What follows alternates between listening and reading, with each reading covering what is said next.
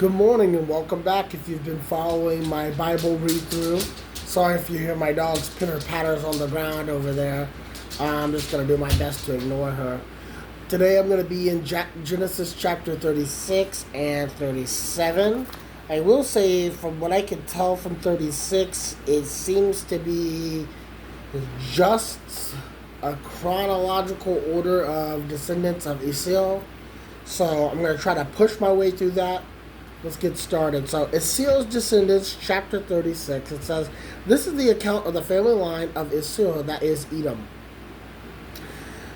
Esau took his wives from the women of Canaan, Adah, daughter of Elon the Hittite, and Oholibamah, daughter, oh my goodness, that is quite the name, daughter of Anna, the granddaughter of Zibeon the Hivite.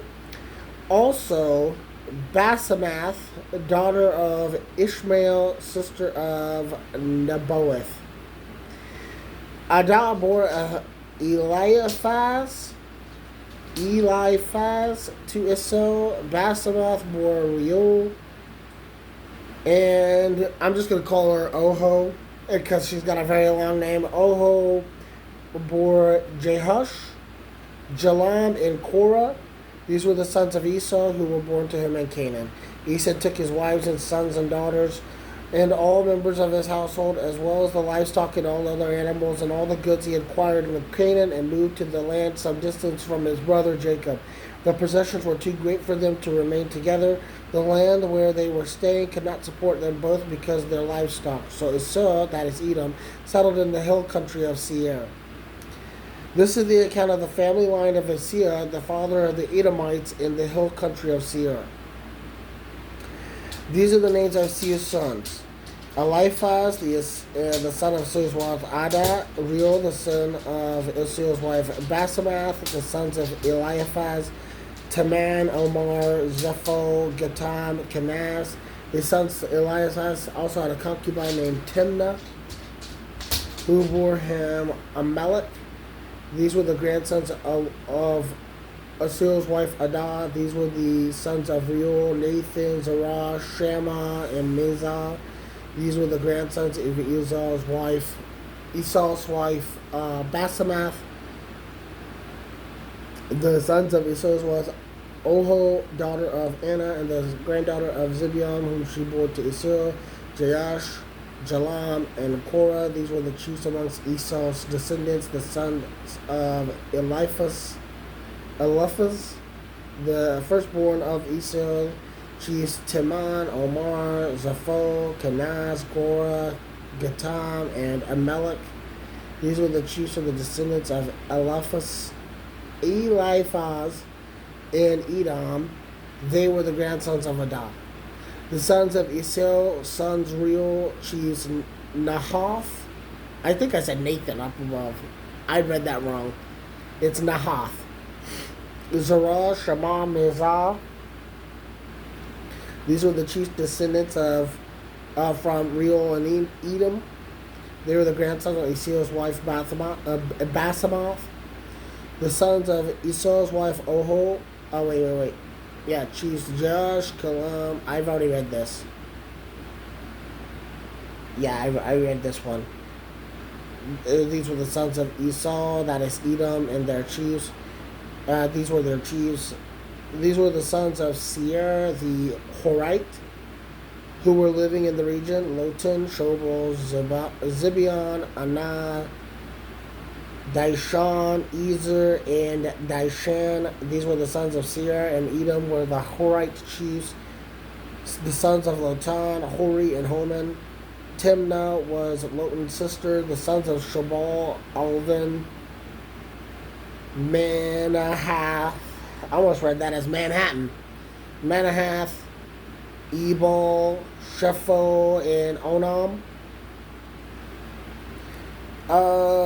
The sons of Shobal. Oh wait, I already read that one. The sons of Zibeon. Aiah, Aiah, Aiah, and Anah. This is Anah, who discovered the hot springs in the desert while he was grazing the donkeys of his father Zibeon. The children of Anah Dishon and Oholabama, daughter of Anah. Wow. The sons of Dishon, Hemdan, Eshban, Ithran, and Karan. The sons of Ezer, Bilhan, Zavan, and Achan. The sons of Dishon, Uz, and Aaron. And these were the Horite chiefs: Lotan, Shabal, Zibeon, Anah, Dishon, Ezer, and Dishon. These were the Hirite chiefs according to the divisions in the land of Seir. Next section is called the rulers of Edom. My goodness, like this is intense. This is intense. So here we go. It says these were the kings who reigned in in Edom before any Israelite king reigned. Bela, son of Beor, became the king of Edom. His city was named Dinhaba.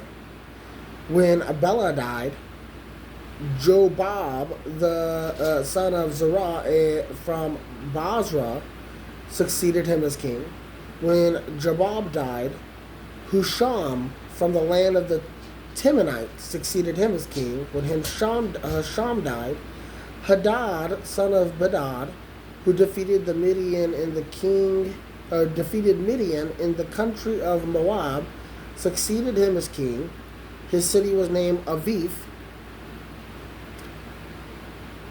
When Hadad died, Shema from Masrekah succeeded him as king. When Samlah died,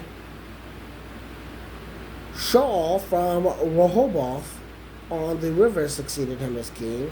When Shaul died, Baal Hanan, son of Akbor, succeeded him as king. When Baal Hanan, son of Akbor, died, Hadad succeeded him as king. His city was named Pau, and his wife's name was Mehetabel, daughter of Matred, the daughter of Mezahab. These were the chief descendants from Esau by name according to their clans and regions: Timnah, Alva, Japheth, Ohilabamaha, I don't know, Elaf, Penan, Kanas, Taman, Mibzar, Magdiel, and Iram. These were the chiefs of Edom according to their settlements and the land they had occupied. This is the family line of Esau, the father of the Edomites. Okay. Thank God that part's over. Lord have mercy. I always feel absolutely incompetent, illiterate when I'm reading through that part. Those parts where you're just going name after name after name after name after name. So, okay. Now, into the next chapter. Chapter 37 is called Joseph's Dreams. So Jacob had lived in the land where his father had stayed, the land of Canaan. This is the account of Jacob's family line. Joseph, a young man of 17, was tending the flocks with his brothers, the sons of Bilhah and the sons of Zilpah, his father's wives, and he brought their father a bad report about them. Now Israel loved Joseph more than any of his other sons because he had been born to him in his old age, and he made an ornate robe for him. When his brothers saw that their father loved him more than any of them, they hated him and could not speak a kind word to him. So Joseph had a dream, and when he told this to his brothers, they all hated him more. He said to them, "Listen to the dream I had, or to this dream I had. We were binding sheaves out of grain out of the field, when suddenly my sheaf rose and stood upright. While your sheaves gathered around mine, it bowed down to it. And bowed down to it." Weird. The brother said to him, "Do you intend to reign over us? Will you actually rule us?"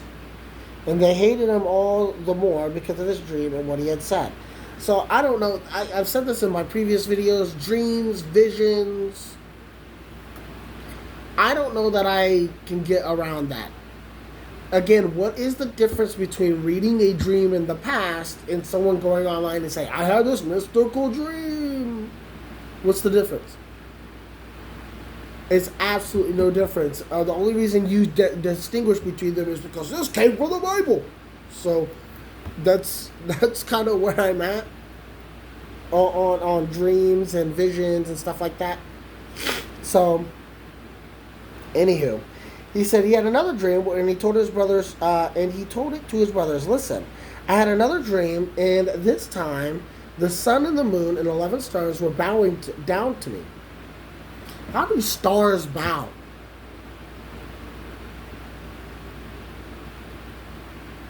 How does the sun and the moon bow? See, that's they're literally spheres. This tells you, like this really dates the Bible when it's written like that. The sun and the stars bow to me. Well, no, they're spherical objects stuck in their gravitational rotation, particularly the moon around the sun or around the earth. So no. Nothing bowed to you, homie. Nothing bowed. But we'll keep going on. And stars, they're just suns. Suns equal stars. They're the same thing. When he told his father as well as his brothers, his father rebuked him and said, "What is this dream you had? Will your mother and I and your brothers actually come to bow down to the ground before you?" His brothers were jealous of him, but his father kept the matter in mind. So next section is called Joseph sold by his brothers. I've actually heard this story before, but let's see where it goes. Now his brothers had gone to graze their father's flock near Shechem, and Israel said to Joseph, "As you know, your brothers are grazing the flocks near Shechem." That is redundant. Anyway, "I'm going to send you to them." "Very well," he replied. So he said to him, "Go and see if all is well with your brothers and with the flocks, and bring word back to me." Then he sent him off from the valley of Hebron. When Joseph arrived at Shechem, and a man found him wandering in the fields and asked him, "What are you looking for?" He replied, "I'm looking for my brothers. Can you tell me where they are grazing their flocks?" "They have moved on from here," the man answered. "I heard them say, 'Let's go to Dothan.'" So Joseph went after his brothers and found them near Dothan. But they saw him in the distance, and before they reached him, they plotted to kill him. Here comes that dreamer," they said to each other. "Come on, let's kill him and throw him into one of those cisterns." Cisterns. Okay? That's how I'm saying it. It could be kisterns. Kisterns, cisterns. And say that a ferocious animal devoured him. Then we'll see what comes of his dream. When Reuben heard this, he tried to rescue him from their hands. "Let's not take his life," he said.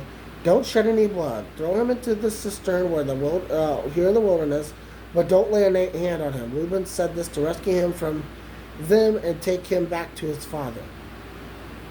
So when Joseph came to his brothers, they stripped him of his robe, the ornate robe he was wearing, and they took him and threw him into his cistern, into the cistern. The cistern was empty. There was no there was no water in it. As they sat down their meals, they looked up and saw the caravan of Ishmaelites coming from Gilead. Their camels were loaded with spices, balm, and myrrh, and they were on their way to take them down to Egypt. Judah said to his brother, "What will we gain if we kill our brother and cover up his blood? Come, let's sell him to the Ishmaelites and not lay our hands on him. After all, he is our brother, our own flesh and blood." His brothers agreed. So when the Midianite merchants came by, his brothers pulled Joseph up out of the cistern and sold him for 20 shekels of silver to the Ishmaelites, who took him to Egypt. When Reuben returned to the cistern and saw that Joseph was not there, he tore his clothes and he went back to his brother and said, "The boy isn't there. Where can I turn now?" Then they got to Joseph's road, slaughtered a goat, and dipped the robe in the blood. They took the ornate robe back to their father and said, "We found this. Examine it to see whether it is your son's robe." He recognized it and said, "It is my son's robe. Some ferocious animal has devoured him. Joseph has surely been torn to pieces." Then Jacob tore his clothes, put on a sackcloth, and mourned for his son for many days. So remember, Jacob is Israel. So it kind of goes back and forth between that name. It did at the beginning of this chapter, and it's doing it again towards the end. But Jacob and Israel are the same persons, or same person. Sorry.